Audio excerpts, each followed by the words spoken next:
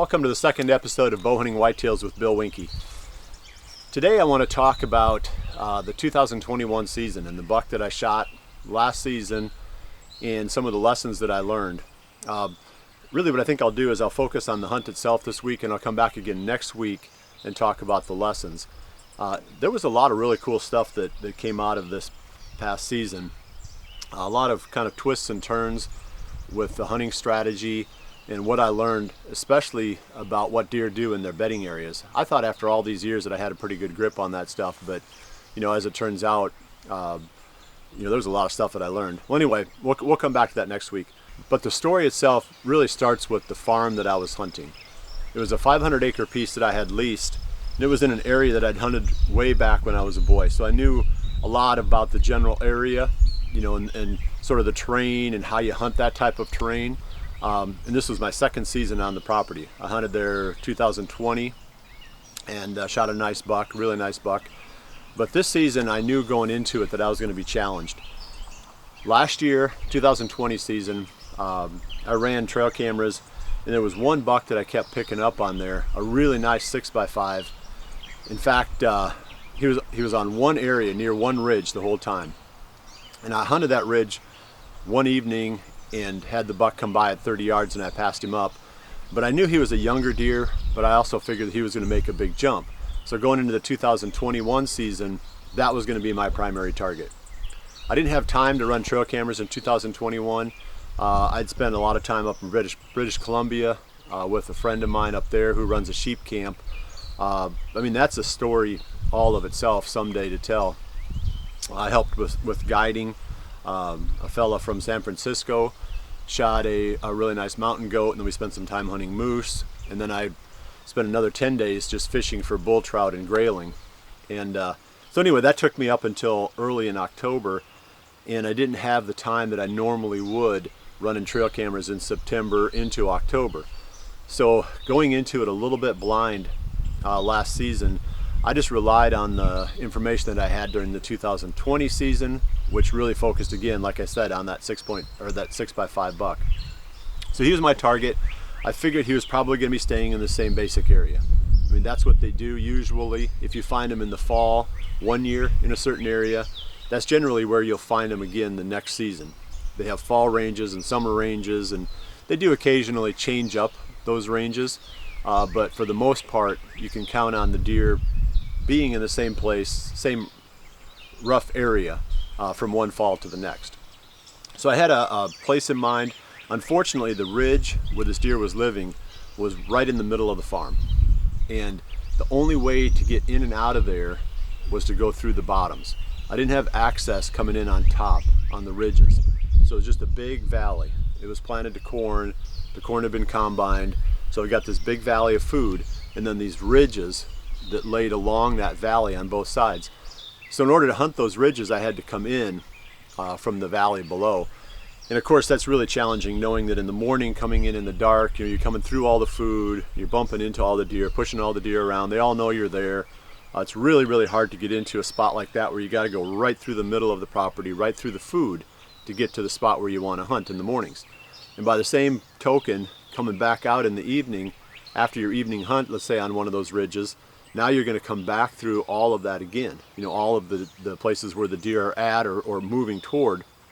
And if it's a little bit still, like it often is early and late in the day, the winds aren't really blowing yet, the deer just can hear you from so far away. They know you're there. One of the main things on killing deer is just they can't know that they're being hunted. When they know they're being hunted, your chances of killing them go way down. So anytime you can educate those deer going in and out of your tree stand locations, it just makes your season worse. So I was really skeptical going into the 2021 season of how exactly I was going to hunt that ridge where I thought this buck was living. Finally, it occurred to me that the only way I was going to hunt this deer effectively was to spend my nights in the field. So I couldn't come and go during the twilight, during the early morning or the late evening. I had to do it during the middle of the day when the winds were blowing. Then that would cover my sound, and the movement, that kind of camouflages your movement a little bit, the wind blowing the branches. So I knew my only chance was to do all of my entry and exit during the middle of the day. So I had to come up with a system where I could sleep either at the base of my tree if I was hunting up on the ridge, or in a blind if I was hunting in the valley below. And I had 3 redneck blinds on trailers that I could move into different spots. So hunting the fields wasn't a big deal. Go in at noon, hunt the field, sleep in the blind, get up the next morning, hunt the same spot, very remote. It's not like the deer are not going to be moving at least somewhat in those areas in the mornings. So there was some chance of having success in the morning out of those blinds. And then again, late morning, change locations. Well, the bigger challenge was what to do on the ridges. So you go in at midday, you put your stand up, you hunt. Now you got to find some place to sleep. And I had a lot of different suggestions when I was talking with people about this, and some said, well, get a like one of those beds or platforms that the rock climbers use. I think they're called portaledge, something like that. Anyway, hang it from the tree, hunt, sleep up in the tree. Well, I mean, that was a pretty good idea, but those things are like $700. And I thought, I really feel like I need to be on the ground to keep my profile lower, to keep my scent, hopefully eliminated, or at least, so close to the ground that the deer aren't going to smell it. So I decided on purchasing a bivy sack, which is basically just a big nylon bag that you slip into. I used a foam pad in a minus 20 or a minus 40 degree sleeping bag. I can't remember which, but it was a really, really warm sleeping bag. And I found one that wasn't super expensive on, I can't remember which brand. At REI, the camping supply company. So that was my setup. So every time I'd go in at midday, I'd carry that stuff with me. And I only went in when the days were windy. So there was enough wind to cover the sound that I was making. I could sneak, real carefully into these bedding areas, pick a spot, put a stand up, and then have a spot nearby, usually within, if I could, 20, 30 yards max, 20 yards. And that's where I would have my little camp set up. So, it sounds good when you're talking about it before the season, but when you really get into it, it really wasn't that much fun. I think it was really effective because in the end I did shoot the buck that I was after, and it was day 20 of my hunt for that deer. Most of that time was spent either on that ridge or around it, in the blinds in the valley below. Most of my sightings of that buck were on the ridge itself. I only saw him once down in the valley, and I think the day I killed him, November 12th, was the 5th time I'd seen him. So I saw him 4 times up on the ridge. And I had one really close call with him late in October when he got away. I really messed that one up. But the other 2 sightings were, I think, the 5th and 6th of November. So I went all the way from the 6th of November to the 12th of November without any sightings. And ironically enough, even as good as that area was, that was the only shooter that I saw during the whole 20 days of hunting. So there were some periods in there where I was going day after day, sleeping out there and really not having much to show for it. And you'd get up in the morning, well, let's just go through the routine real quick. So I'd go in, carry my camp with me, of course, and my tree stand, unless I already had one up. First thing I'd do is set up the camp. And I'd get it, like I said, as close to my tree as I thought I could. I'd lay it all out and then cover it all with leaves and sticks. And I'd go hunt. At the end of legal shooting time, I'd climb down, and I had just a small little snack that I would bring with me, for each night. I'd drink a little bit of water and eat my little snack, because I just didn't want to carry a bunch of stuff, because it's bluff country and you got to carry all that stuff up, and anyway, it's just a pain. So then I'd take my quick snack, crawl into my bag. Now it's like 5:30 p.m., maybe a little bit later. The sun would come up where you had legal shooting time again at maybe something like 6 the next day. So it was somewhere in the neighborhood of 12 and a half to 13 hours that I would just be laying in that bag, along the ground. Usually it would be up against a tree or a deadfall or something like that, not only to break up my profile, but also to keep me from rolling down the hillside or sliding down the hillside more likely during the night. And it was warm enough, you'd think, you're going to be out there freezing, but the bag was warm. The bivy sack kept the wind off me. I think overall it was pretty comfortable. It was just super boring.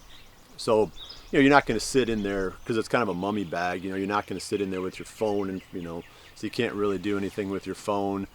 You can't listen to, I suppose if you had earbuds, you could probably do something, maybe listen to a podcast or watch a video or something, but I would just get into my bag and just, try to sleep.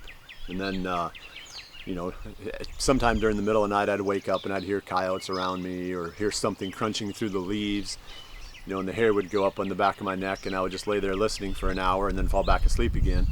So that was pretty cool overall from that standpoint, the adventure of it, but it's just super boring. But anyway, that's how the season kind of played out. I hunted the blinds sometimes and again slept in them. So let's go to the 20th of November and kind of roll out of this story real quick. I got in there. It was one of the stands that I already had up, and it was partway down off the top of the ridge. So there's a pretty good trail usually towards the top of the ridge in that bluff country that parallels maybe like 20 to 30 yards down from the top of the ridge. I was right below that trail. So the wind was coming from the ridge top towards me, and I was high enough up in there that I wasn't getting the swirling, down below me on the downhill side. So that was my setup. I got in there at midday, just about an hour before the end of legal shooting time. I saw some movement off to my right, and I looked and I saw a buck stand up, kind of shake himself off, and I pulled binoculars up, and it was that buck. And he was bedded only maybe 100 yards away, and he started walking towards the top of the ridge like maybe he's going to go up over the top. And I was tempted to get my grunt call out really quick and grunt at him, but then I saw a doe stand up, and he was actually following that doe. So she came past in front of me heading out to the ag fields, which have been to my left.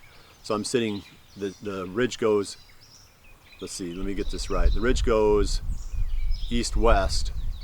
Yes, the ridge goes east-west. I was looking north, and they were coming from the east going to the west. So I think it was kind of a north or a northwest wind that was coming across that would carry my scent away from the any deer up on the ridge. Well, she came past real slow, which was fortunate because I didn't have to make any sound to stop him. He just stayed a little ways behind her, and they worked past. And when he got even with me, I was able to make a really clean shot at him. He ran a little ways and fell. So that part of it was, I won't say anticlimactic because it was sure exciting, but it was all the stuff that went into it and the things that I learned, sleeping in those bedding areas, and sneaking in and out of them, that I think is probably the coolest part of the season. And I just don't have time to talk about all that here because it's just so much to try to cover. But I'll come back to that next week, like I said. But I think the takeaway here is that, as boring as that was, that this extreme method did work. My thought process was, if you can't get in and out clean, then you can't leave. So those are really your two options. On a spot like that, either you don't hunt it or you don't leave, because the coming and going is what alerts and educates all the deer. So the whole game, of course, is to keep the deer from knowing that they're being hunted. So this was an extreme example. I don't know that I would do that again because it really wasn't that much fun. But the whole idea of it is what really I want you to kind of come away with, is that you have to go to extremes to keep the deer from knowing that they're being hunted. And if you do that, you just put your time in, and eventually, if you got enough time and you kind of get some luck on your side, the buck that you're after, or a nice buck, is going to come within bow range. So that was how that one played out. Hopefully you got a kick out of it. Everybody was home watching football on TV, and I was laying on the top of a ridge listening to coyotes howling. But that's not all bad either.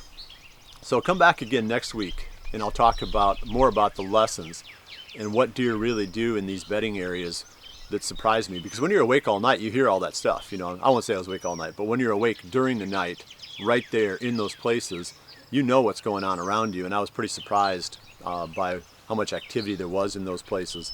So anyway, I appreciate you joining me this week, and I'll see you right back here again next week for the next episode of Bowhunting Whitetails. And remember to always dream big.